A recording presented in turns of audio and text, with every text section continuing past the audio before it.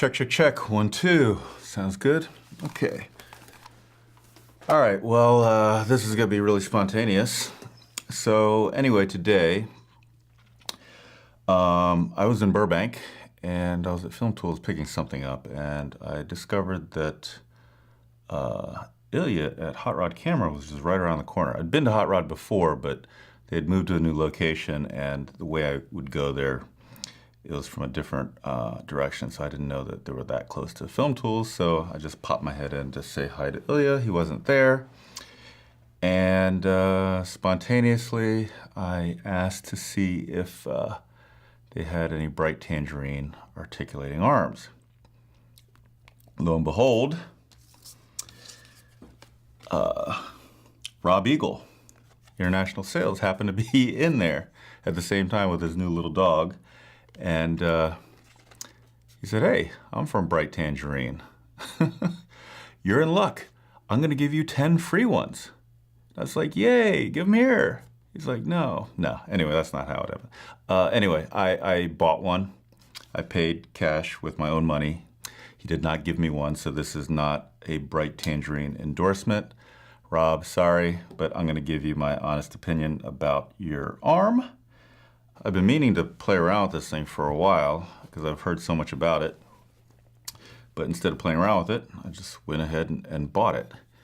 And he told me that this was black. Does this look black to you? This looks black. That looks black, but this looks blue. And he told me it was some type of black. And I looked at it and I was like, Rob, come on. Half doses. But anyway, he says some type of black. I believe you.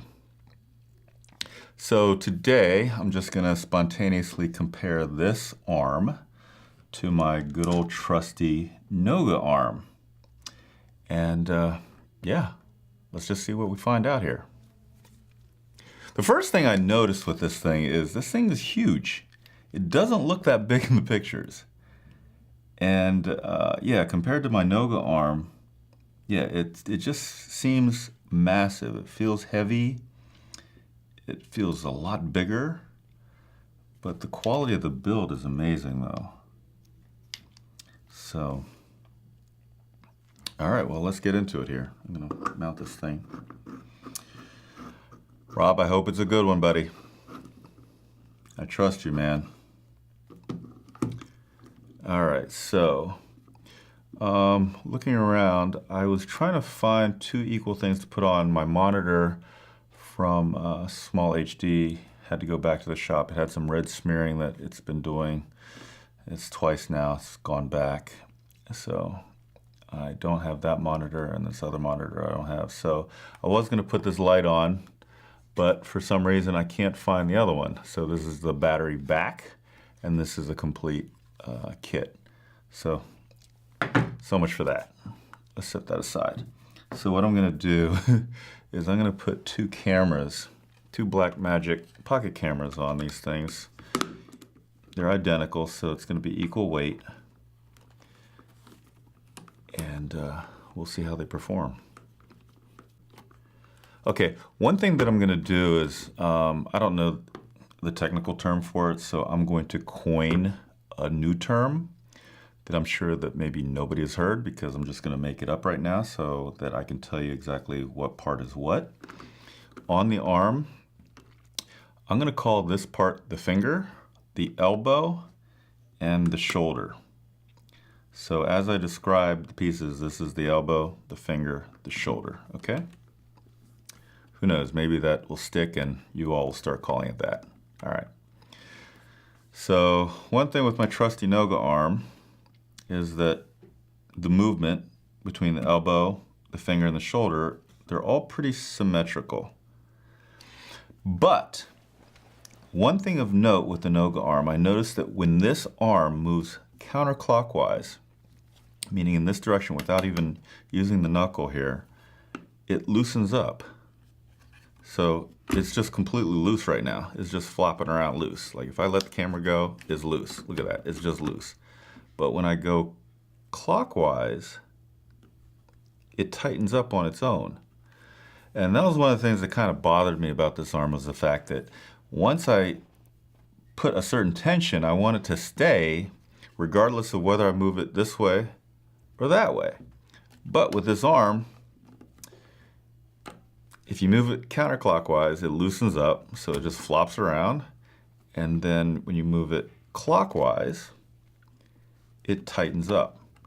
So it's doing the tightening and loosening on its own as you move the arm. But everything, as far as tension is concerned, moves proportional to each other. So the elbow, the shoulder, and the finger, the tension is pretty proportional. All right, Rob, let's see what your arm can do, buddy. The first thing I noticed right away is the feel of the arm is so different. It's nothing like I've ever felt. I thought the Noga arm was amazing, and it is. But after feeling this, I don't know. I think that Noga arm is going to have some competition here. All right, Rob, moment of truth here, buddy. Let's see what we got with your arm. And by the way, his dog that he brought in was an amazing dog. Can't remember his name, but he had to handle his business a couple times in the shop. I thought that was pretty funny. But he did it on the concrete, so it was an easy cleanup. Anyway, so the very first thing I noticed about this arm compared to the Noga arm, the shoulder, the finger, and the elbow, the tension is not proportional, meaning the tension on the shoulder and the finger is a lot less than the tension on the elbow. So I don't know if that's a good or bad thing yet. I don't know. That's the first thing I've noticed. So let's see.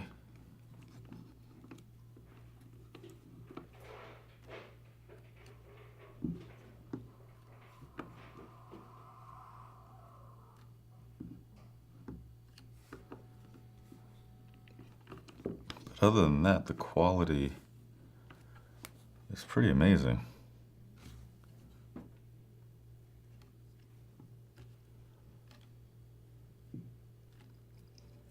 Yeah, wherever you move it, it just kind of stays there. You can tighten it. Wow, okay, it's completely locked now. Loosen it. Okay. Shoulder and the finger move. Yeah, the elbow does not move proportionally to the movement of the finger and the shoulder. But I think I can get used to that.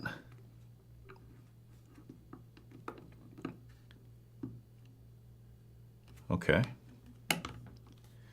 The other thing that I noticed with the Noga arm, the shoulder and the finger, they touch. So whenever you loosen it up, you kind of bang into each other right here. And with the Bright Tangerine, there's probably about a ½ inch of space.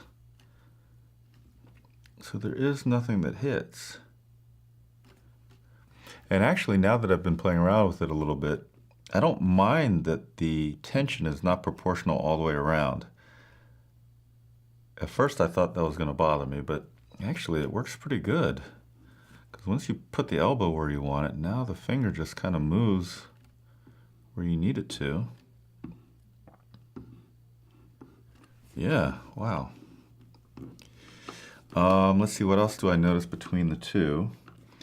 The Noga arm has anodized ball ends here, whereas the Bright Tangerine is just clear stainless steel. No anodizing on it whatsoever.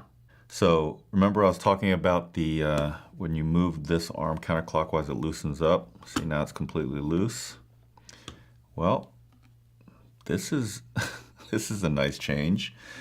On the Tangerine, it doesn't loosen up. It stays the same regardless. So I can bring it all the way over here. Yeah, it just kind of stays the same. One thing I noticed with this is just the quality and the feel. It's so different than this.